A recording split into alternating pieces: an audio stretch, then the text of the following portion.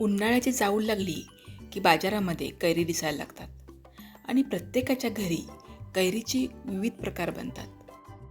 आज आपण माझ्या घरी बनणारे कैरीचे 3 प्रकार पाहणार आहोत. त्यासाठी कैरी स्वच्छ धुवून घेतली आणि त्याचं साल काढून घेतलं. आता आपण जो कैरीचा पहिला प्रकार बनवणार आहोत ना, त्यासाठी कैरी एकदम पातळ अशी कापून घ्यायची. म्हणजे जसं आपण त्याचं साल काढतो ना, तसंच त्याचे एकदम पातळ असे तुकडे करून घ्यायचे. एकदम पातळ अशी कापून घेतलेली कैरी एका मोठ्या बाउलमध्ये घेतली. आता कैरी घेताना ती मोजून घ्यायची. 1 वाटी कैरी असेल तर त्यासाठी अर्धी वाटी बारीक केलेला गूळ घ्यायचा. आता कैरी कितपत आंबट आहे त्यावर गुळाचं प्रमाण कमी जास्त करू शकता.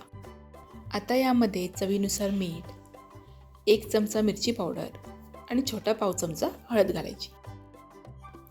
मसाले आणि गूळ कैरीमध्ये अगदी व्यवस्थित मिसळून घ्यायचं. मसाले कैरीमध्ये चांगले मिसळले की बाउलवर झाकण ठेवायचं आणि कमीत कमी 8 ते 10 तासांसाठी ही कैरी मुरण्यासाठी ठेवून द्यायची. म्हणजे संध्याकाळी जर तुम्ही कैरीचं मिश्रण बनवून ठेवलं तर सकाळपर्यंत ही कैरी छान मुरते. आता तुम्ही पाहू शकताय कैरीला मसाल्याचा किती छान रंग चढला आहे आणि गुळालाही पाणी सुटलं आहे. आता या कैरीवर आपल्याला फोडणी घालायची. त्यासाठी 1 चमचा तेल गरम करून घेतलं. त्यामध्ये छोटा पाव चमचा हिंग आणि छोटा अर्धा चमचा मोहरी घातली. ही फोडणी कैरीवर घालायची आणि कैरीमध्ये छान मिसळून घ्यायची. ही आंबट गोड कैरी फ्रीजशिवाय बाहेर 3 ते 4 दिवस छान टिकते. आपण या कैरीच्या खूप पातळ अशा फोडी केलेल्या असल्यामुळे यामध्ये गूळ खूप छान मुरतो आणि ती इतकी गोड चवदार होते ना की याच्याबरोबर खाण्यासाठी तुम्हाला चपाती, भाकरी किंवा भाताची गरज नाही. तुम्ही अशी कोरडीही खाऊ शकता.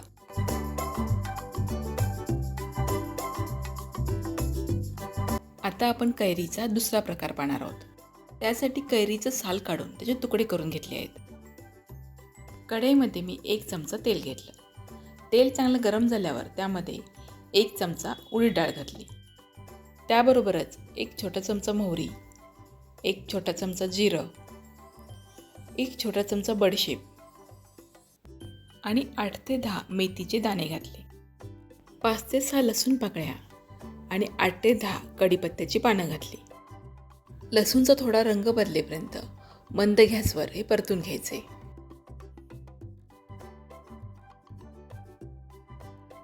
आणि थोडा वेळ ही फोडणी थंड होण्यासाठी ठेवून द्यायची. आता मिक्सरच्या भांड्यामध्ये बारीक केलेली कैरी घेतली.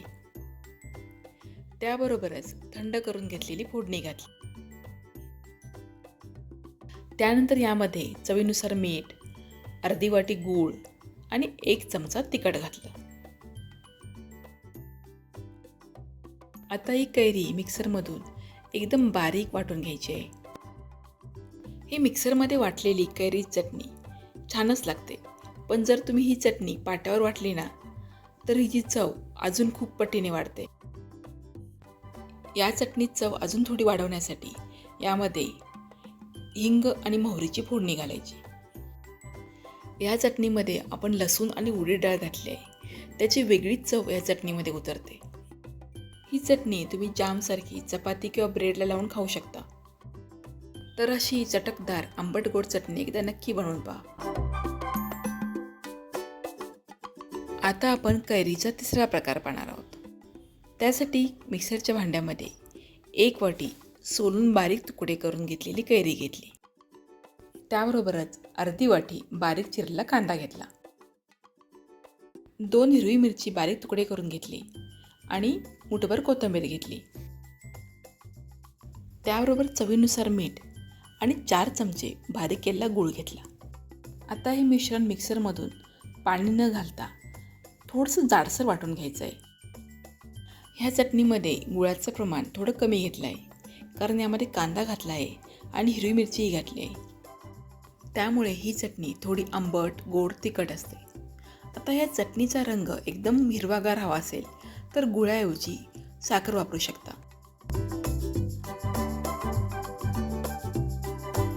तर आज आपण 3 वेगवेगळ्या प्रकारचे आणि वेगवेगळ्या चवीचे कैरीचे प्रकार बनवले.